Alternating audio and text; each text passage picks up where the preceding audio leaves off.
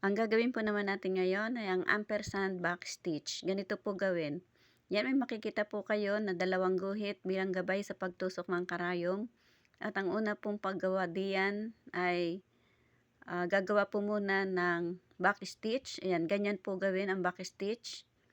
At pagkatapos po ng backstitch ay ipapasok naman po ang karayom sa bawat tahi ng backstitch. Ayan, ganyan po.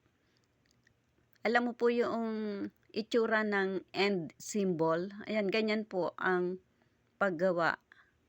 Yan. Isusuot po lamang sa bawat tahi ng backstitch.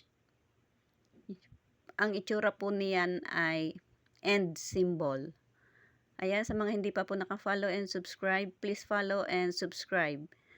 Thank you for watching.